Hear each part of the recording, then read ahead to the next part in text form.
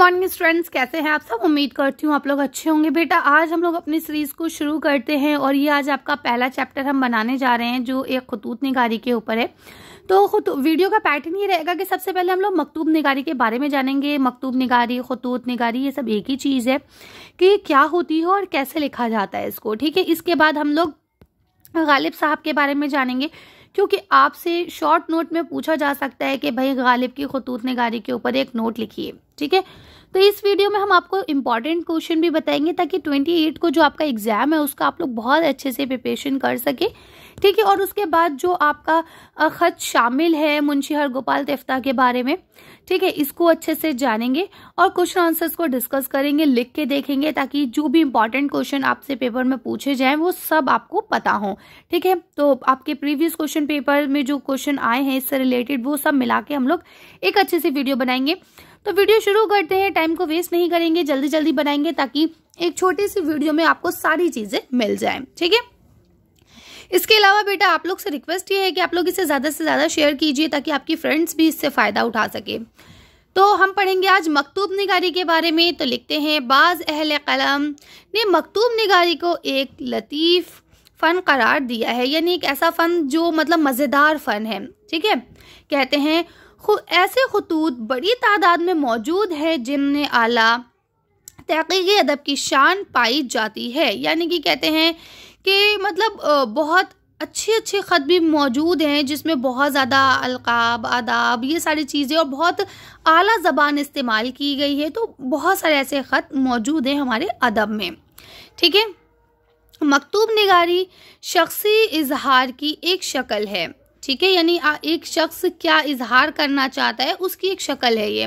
मकतूब निगार का मुखातिब कोई एक शख्स होता है जबकि अदब की दूसरे असनाफ में एक साथ कई लोग मुखातिब हो सकते हैं। कहते हैं मकतूब निगारी, जब हम ख़त लिख रहे होते हैं, मैं आपको ख़त लिखूं तो सिर्फ मैं आपसे बात करूंगी, आप मुझे ख़त लिखेंगे तो सिर्फ आप मेरे बारे में पूछेंगे, मुझसे ही बात करेंगे, है ना। लेकिन अगर हम बात करें अदब की दूसरी असनाफ, यानी जो भी आप और कोई सनफ ले लें, अगर मरसिया, मसनवी, कसीदा, अफसाना, नावल, दास्तान, कुछ भी ले लें A to Z, उन सब में क्या होता है किसी एक इंडिविजुअल पर्सन के लिए बात नहीं होती है, ठीक है। लिखते हैं, कुछ अदीबों ने ऐसे उम्दा ख़त लिखे हैं कि अब मकतूब निगारी को एक अदब सनफ का मर्तबा हासिल हो चुका है। यानी कहते हैं कि पहले ख़त लिखना, जैसे आप लोग व्हाट्सएप चैटिंग करते हैं, भाई आजकल आपको किसी के हाल पूछना है, हाय हेलो करना है, तो आप व्हाट्सएप यूज़ करते हो और बहुत सारी सोशल मीडिया साइट्स है जिसे आप यूज़ कर सकते हैं या करते होंगे, ठीक है। लेकिन पहले ज़माने में जब ये नहीं था तो क्या करते थे लोग, तो लोग यही ख़त भेजते थे एक दूसरे का हाल दरियाफ्त करने के लिए कि भाई आप कैसे हैं, घर में सब कैसे हैं, ठीक है। लेकिन अब ये एक पर्सनल चीज़ होने के बाद एक अदब सनफ कैसे बन गई, तो कहते हैं कि कुछ ऐसे अदीब थे जिन्होंने बहुत अच्छे ख़त लिखे, बहुत अच्छे खतूत लिखे जिनमें ना काफ़ी समाज की अक्कासी हुई, सोसाइटी हमारी कैसी है इसके बारे में पता चलने लगा। तो हम कह सकते हैं कि एक तरह से वो हमारे लिए ना एक हिस्ट्री की ही चीज़ बन गए, ठीक है। उससे हमें हिस्ट्री का पता चल रहा है, इसलिए उनको अब अदबी सनफ करार दे दिया गया है और अदब का हिस्सा बना दिया गया है। कहते हैं ऐसे खतूत का मुताला इस एतबार से और भी दिलचस्प हो जाता है, यानी अब जब हमें उनसे हिस्ट्री पता चलेगी या कोई इम्पॉर्टेंट चीज़ पता चलेगी उस अहद के बारे में, उस दौर के बारे में, उस टाइम के, उस वक्त के लोगों के बारे में, तो उसमें हमें और इंटरेस्ट आएगा, है ना। ये इंसान की फितरत है कि वो इतिहास को जानना चाहता है। लिखते हैं, मकतूब निगार का मुखातिब कोई हो, अगर मकतूब निगार की तहरीर में कशिश हो तो ख़त हर पढ़ने वाले के लिए दिलचस्प हो सकता है। बिल्कुल ठीक बात है भाई, मैं आपसे बात करूं, ठीक है, अच्छी बात है। अगर मैं अभी आपके लिए वीडियो बना रही हूं, ठीक है, अभी आपका सिलेबस का हिस्सा है, आपके हम कहते हैं निसाब का हिस्सा है, उसमें शामिल है, तो आप देख रहे हैं। लेकिन वहीं अगर कंटेंट अच्छा हो, बोलने का तरीक़ा अच्छा हो, आवाज़ अच्छी हो, पढ़ाने का अंदाज़ अच्छा हो, तो क्या होगा, जिनका ये सिलेबस नहीं भी होगा ना, वो भी कहेंगे चलो लाओ देखें क्या चीज़ है इसमें, है ना। इसी तरह से कहते हैं कि ख़त में चाहे ज़बान अच्छी हो, मतलब ख़त किसी का भी हो, लेकिन अगर वो तहरीर अच्छी होगी, यानी क्योंकि उसमें और तो कुछ है नहीं, बस लिखा ही हुआ है, तो उसके अल्फाज, लिखने का अंदाज़ अगर वो अच्छा होगा, वो दिल फरेब होगा, तो सब लोग उसे बहुत अच्छे से पढ़ेंगे, सबके लिए वो दिलचस्पी का बाइस बनेगा, ठीक है। लिखते हैं अच्छे खतूत अदब पारों के तौर पर पढ़े जाते हैं। उर्दू नस्र की रवायत में गालिब, शिबली, मेहंदी अफादी, चौधरी मोहम्मद अली, ठीक है, रुदात देलवी और इसके अलावा रशीद अहमद सिद्दीकी, मंटो मेराजी और अब्दुल कलाम आज़ाद वगैरह के खतूत नुमाया हैसियत रखते हैं। तो इतने बहुत सारे आपके खतूत निगार हैं, ठीक है, और भी है जिनका यहाँ जिक्र नहीं है, ठीक है। मेन जो सबसे ज़्यादा इम्पॉर्टेंट माने जाते हैं वो आपके गालिब माने जाते हैं या फिर अब्दुल कलाम आज़ाद माने जाते हैं गुबार खातिर के लिहाज से, ठीक है। तो ये थे आपकी थोड़ी सी खतूत निगारी के बारे में। अब हम पढ़ लेते हैं मिर्ज़ा असदुल्ला खान गालिब के बारे में।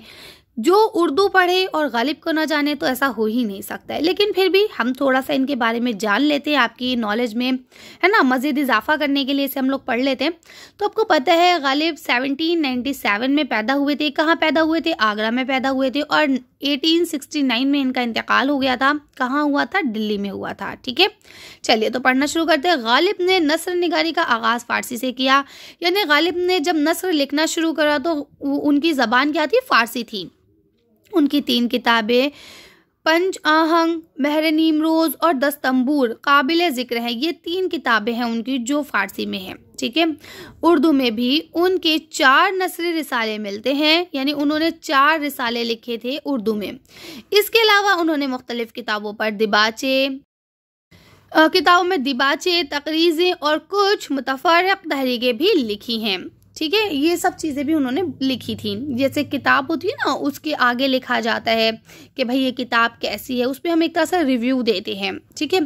उनमें गालिब की नस्र आमतौर पर साफ और सादा है, लेकिन उनका सबसे बड़ा नस्री कारनामा उनके खतूत हैं, ठीक है। अब देखिए, पढ़ इसलिए ले रहे हैं कि अगर आपसे पूछा जाए तो आपको पता हो, वरना इस चैप्टर से जो आपका एक इम्पॉर्टेंट क्वेश्चन बनता है वो यही बनता है कि भाई गालिब की खतूत निगारी पे बात कीजिए। तो अभी वो हम लास्ट में आपको बताएंगे, तो वीडियो के साथ जुड़े रहें। अब देखिए, लिखते हैं कि उनका जो सबसे बड़ा कारनामा है वो यही है कि उन्होंने क्या लिखा है? गालिब ने उर्दू में खतूत निगारी को एक नया रास्ता दिखाया बकौल हाली, ठीक है। उन्होंने एक नया रास्ता दिखाया था। क्या था? तो कहते हैं, हाली साहब कहते हैं उनके बारे में, मिर्ज़ा की उर्दू ख़त और किताबत का तरीक़ा फ़िल वक्त सबसे निराला है, यानी फ़िलहाल सबसे अभी अलग है। यह मिर्ज़ा से पहले किसी ने ख़त और किताबत में इख्तियार किया और ना उनके बाद किसी से इसकी पूरी तकलीद हो सकेगी, यानी हो सकती। कहते हैं या मतलब ना उनसे पहले किसी ने इसे इस्तेमाल करा है और ना ही उनके बाद कोई इस्तेमाल कर पाएगा। और बाद में ये भी कहा गया है कि कुछ लोगों ने कोशिश की है उनके जैसे लिखने की, लेकिन उसमें साफ फर्क वाज़े होता है। जैसा एक असली चीज़ और एक नकली चीज़ में होता है, सेम उसी तरह से गालिब में और जो बाज़ लोगों ने बाद में लिखने की कोशिश की है उनमें बिल्कुल साफ वाज़े रहता है असली और नकली का फ़र्क, ठीक है। आगे लिखते हैं, गालिब ने मुरासले को मुकालमा बना दिया, यानी जो चीज़ तहरीर में लिखी हुई थी अब वो ऐसी लगने लगी है जैसे मानो 2 लोग आमने सामने बैठे बातें कर रहे हों। इसके अलावा उनके उर्दू खतूत में उनकी अपनी ज़िंदगी और ज़बान के बहुत दिलचस्प नक्शे सिमट आए हैं। यानी कि देखिए, आपको पता होगा गालिब ने जब ख़त लिखना शुरू करा है तो वो 1857 का दौर था, जब हम कह सकते हैं पहली जंग आज़ादी हुई थी। तो उस वक्त जो भी खूरेज़ी हुई, जो भी माहौल रहा, गालिब ने उस चीज़ को अपने खतूत में समेट कर लिखा, ठीक है। ख़ास तौर पर 1857 के आसपास का माहौल गालिब के खतूत में जिस तफसील के साथ रोनुमा हुआ है उसके पेश नज़र ये खतूत एक तारीख़ी मवाद की हैसियत भी रखते हैं। आगे बात समझ में, जो अभी मैं आपको बता के आई हूँ कि भाई उन्होंने इन चीज़ों को 1857 के हालात वाक़यात को बहुत डिटेल में पेश किया है, इसलिए ये खतूत जो है ये एक तारीख़ी अहमियत के बाइस हो गए हैं। गालिब के उर्दू खतूत के 2 मजमूए हैं, पहले का नाम उर्दू हिंदी है और दूसरे का नाम उर्दू मुअल्ला है। बहुत मशहूर हुए, 2 मेन है, ठीक है। इसके अलावा लोगों ने इनसे कुछ अलग अलग खत निकाल के उनको क्या किया है, अपने एक अलग किताब में शामिल किया है, ठीक है। लिखते हैं, गालिब ने जो उसलूब इख्तियार किया था उसकी नकल किसी से भी मुमकिन ना हो सकी। वाक़या निगारी, मंजर निगारी, जज्बात निगारी की गैर मामूली मिसालें उनके खतूत में बिखरी हुई हैं। इसी के साथ साथ मज़ा, तंज़ो मज़ा के उनसुर भी गालिब की नस्र में एक ख़ास हैसियत रखते हैं।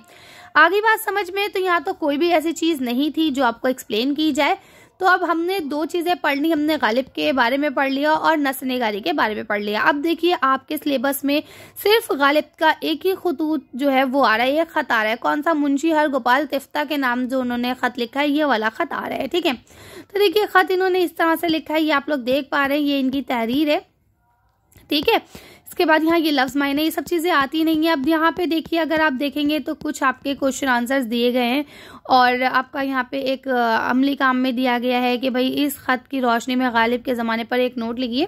ठीक है, तो चलिए अब हम एक काम करते हैं, आपकी पहले इसको थोड़ा सा एक्सप्लेन कर लेंगे, आपको इसका खुलासा बता देंगे और उसके बाद फिर हम आपके इंपॉर्टेंट क्वेश्चंस और जो नेक्स्ट मतलब आपके सिलेबस में क्वेश्चन है दोनों को डिस्कस करके वीडियो को फिनिश करेंगे। चलिए तो पढ़ लेते हैं उनको भी। अब देखिए यहाँ लिखता है गालिब के इस जो खतूत है उसका खुलासा क्या है। तो देखिए लिखता है खुलासा, गालिब ने पहला ख़त अपने शागिर्द और दोस्त मुंशी हरगोपाल तिफ्ता के नाम लिखा। इस ख़त की इब्तिदाई सत्रों में गालिब ने तिफ्ता से अपने गहरे ताल्लुकात का जिक्र करते हुए 1857 में दिल्ली में जो कुछ हुआ उसे बयान किया है कि शहर में अब ढूंढने को मुसलमान नहीं है ना, खा अमीर हो या गरीब। ठीक है, यानी कि अब देखिए यहाँ कहते हैं कि भाई गालिब ने अपना जो पहला खत है, यानी दो खत शामिल है लेकिन आपको एक ही पढ़ना है, तो कहते हैं दो खत में से पहला जो खत है वो अपने दोस्त और शागिर्द किसको लिखा है? मुंशी हरगोपाल तिफ्ता को लिखा है। ठीक है, इसकी इब्तिदाई लाइनें जो मतलब वो इब्तिदाई जो 2-4 लाइनें हैं उनमें उन्होंने क्या करा है, अपने गहरे ताल्लुकात को बताया है कि भाई तुम और हम दोनों के बीच में क्या रिश्ता है। उसके बाद बताते हुए लिखते हैं कि भाई 1857 में दिल्ली में जो कुछ हुआ उसे बताते हैं कि भाई अब ढूंढने को भी कोई मुसलमान नहीं बचा है, चाहे वो अमीर हो या गरीब, क्योंकि बेटा अंग्रेज़ों को ऐसा लगता था कि बगावत जो है ये मुसलमानों ने की है और इसलिए उन्होंने चुन चुन के सारे मुसलमानों को मार दिया था और जो मुसलमान थोड़े बहुत बचे थे तो वो दिल्ली से आसपास के इलाकों में छुप गए थे जाके, है ना। तो इसलिए दिल्ली में ढूंढने को भी मुसलमान नहीं बचा था, ना अमीर ना गरीब। हुनूद अलबत्ता कुछ बाकी है, कुछ बाहर के लोग, अगर कुछ बाकी हैं कुछ रहा है तो वो बाहर के लोग, दिल्ली के लोग सब भाग चुके हैं। दिल्ली के लोग या मर गए हैं या कहीं चले गए हैं, वो दिल्ली में नहीं है। अब गालिब आगे लिखते हैं कि मैं जिस मकान में 9-10 बरस से किराए पर रहता हूँ ये हकीम मोहम्मद हसन खां का है और यहाँ मैं इसलिए महफूज रहा कि राजा नरेंद्र सिंह बहादुर वाली जो आपकी पटियाला ने क्या करा है, साहिबान अलीशान यानी अंग्रेज़ हुक्मरान से ये अहद लिया था कि दिल्ली शहर को फतह करने के बाद ये लोग बच रहें। ठीक है, चनांचे राजा के सिपाही यहाँ आकर बैठे हैं और ये कूचा महफूज रहा। यानी आप कहते हैं कि भाई सिर्फ क्योंकि ये एक राजा थे उनसे आपस में मतलब साठगांठ हो गई थी कि आप इस वाले हिस्से को, इस कूचे को, इस गली को नहीं छेड़ेंगे, है ना, अगर आप दिल्ली जीत जाते। तो इसलिए ये जो कूचा है, ये जो गली है, ये क्या है, ये महफूज है। ठीक है, मुलाजमान किले पर शिद्दत है और उनसे बाज पर्ज और दारोगीर है। मैं चूँकि शेर की इस्लाह देने पर मामूर था इसलिए मुझे बेगुनाह समझा गया। अब दिल्ली में घर के घर बेचिराग हैं। घर के घर बेचिराग है का मतलब होता है बेटा पूरे घर उजड़ चुके हैं, कोई भी उस घर में आदमी नहीं बचा है। ठीक है, अभी तक मुसलमानों को जो इस शहर से चले गए थे वापस आने का हुक्म नहीं। ठीक है, यानी जो यहाँ से चले गए थे उन्हें भी वापस आने का हुक्म नहीं दिया है। जो मुजरिम हैं उन्हें सज़ा दी जा रही है, यानी अंग्रेज़ों के नज़र में जो भी मुजरिम होगा उनको क्या है, सज़ा दी जा रही है। नफ्स मजमून ये था कि भाई गालिब ने 1857 में दिल्ली शहर में बलखुसूस दिल्ली के मुसलमानों पर जो कुछ गुजरी है उसे क्या करा है, उसे अपने अंदाज में बयान किया है ना, और अपने बल्ली मारानों में महफूज रहने की वजह बताइए कि भाई वो किस तरह से बल्ली मारान ने महफूज रहे। ठीक है, अब आ जाइए इसके सवाल जवाब। तो देखिए इसमें सवाल जवाब में लिखते हैं दूसरा जन्म हमको मिला, इससे गालिब की क्या मुराद है। तो देखिए 1857 के हंगामों में अंग्रेज़ों ने दिल्ली में रहने वालों पर तरह तरह के जुल्म ढाए, कत्ल गारत हुई, है ना। लोग दिल्ली छोड़कर दूसरे इलाकों में चले गए। गालिब इन हंगामों में महफूज रहे, चुनांचा वो अपने जिंदा बचे रहने को ही दूसरा जन्म कहते हैं। अगला सवाल लिखा है, मुफस्सिल हाल लिखते हुए डरता हूँ, यानी कि अपना हाल तफसील के साथ लिखते हुए क्या है, डर रहा हूँ। गालिब ने ये बात क्यों कही? तो इसलिए कही, देखिए लिखा है, दिल्ली शहर में अंग्रेजों ने अपने मुखबिर यानी कि जो छुपे हुए लोग होते हैं, जो खबर देते हैं, है ना, छोड़ रखे थे, जो उन्हें मतला करते थे, यानी इत्तला देते थे कि कौन उनके खिलाफ है और कौन अंग्रेजों का हामी है। ठीक है, तो कहते हैं अगर गालिब कहते हैं खत में 1857 की तफसीलात लिखते हैं तो मुमकिन है ये खत किसी ऐसे शख्स के हाथ पड़ जाता जो उसे इनाम के लालच में अंग्रेजों तक पहुंचा देता और इससे गालिब को नुकसान पहुंचता। आई बात समझ में? तो ये चीज़ थी कि भाई उर्दू तो उन लोगों को भी आती थी, उन लोगों ने भी फोर्ट विलियम कॉलेज के जरिए उर्दू सीख ली थी, है ना। तो कहते हैं, और भाई कहने वाली बात नहीं है, हिंदुस्तान में अपने लोग भी हम कह सकते हैं कि धोखेबाज थे, दगाबाज थे, वही तो पकड़ पकड़ के जाके दे रहे थे सारी खबरें। अगला सवाल देखिए, लिखा है, इस फितना आशोब में मैंने किस मसलहत में दखल नहीं दिया, यानी कि इस तरह की जो लड़ाई झगड़ा और ये जो शहर बर्बाद हो रहा था, आशोब मतलब ही क्या होता है कि वो शहर जो बर्बादी की तरफ आ गया हो, है ना, तो इस पे मैंने कोई भी अमल दखल नहीं किया से आप क्या समझते हैं गालिब? तो कहते हैं 1857 के हंगामों में किसी भी एतबार से शरीक नहीं हुए, घर में बैठे रहते और जो कुछ होता रहा उसे देखते रहे, ना हाँ करी ना कही, बहुत होशियार थे, है ना, और एक तरह से सही भी था। ठीक है, चलिए खैर, तो वही कहते हैं कि भाई हमने किसी भी तरह से कोई भी इंटरफेरेंस नहीं किया। अगला सवाल, घर के घर बेचिराग पड़े हैं, इससे क्या मतलब है? तो कहते हैं कि भाई 1857 में बहुत सारे लोग घर छोड़कर चले गए, घर खाली थे, वहाँ कोई चिराग जलाने वाला या रोशनी करने वाला नहीं था, यानी उनके घरों पर वीरानी छाई थी। वैसे घर के घर बेचिराग होने का जो ये मुहावरा है, इसको हम इसलिए इस्तेमाल करते हैं कि कोई ऐसा घर जहाँ पे कोई वारिस ना हो, है ना, तो उसको कहा जाता है कि इनका घर बेचिराग है। चलिए आगे लिखते हैं, मुजरिम सियासत पाते जाते हैं, गालिब ने इस जुमले में क्या कहना चाहा है? तो देखिए इसका मतलब ये हुआ कि 1857 में जिन लोगों ने अंग्रेजों के खिलाफ बगावत में हिस्सा लिया उन्हें अंग्रेजों ने मुजरिम समझा और सख्त सजा दे दी। ऐसे लोगों को फांसी दी गई या कैद खाने में डाल दिया गया। ठीक है, आगे आ जाइए। अब ये आपका अमली काम दिया गया था इसी के साथ, तो हो सकता है क्वेश्चन आपसे शॉर्ट नोट में पूछ लिया जाए 5 मार्क्स में, क्योंकि आपसे टेक्स्ट बुक क्वेश्चन कम ही पूछे जाते हैं जनरली, आप लोगों के ये शॉर्ट नोट्स आएंगे। ठीक है, गालिब के ऊपर भी आ सकता है, तो अच्छे से तैयारी करके जाइएगा। अब यहाँ लिखा है कि भाई उनके ज़माने के हाल पर आप रोशनी लिखिए। अभी मैंने आपको पूरा समझा दिया, मुझे नहीं लगता इसे पढ़ने की ज़रूरत है।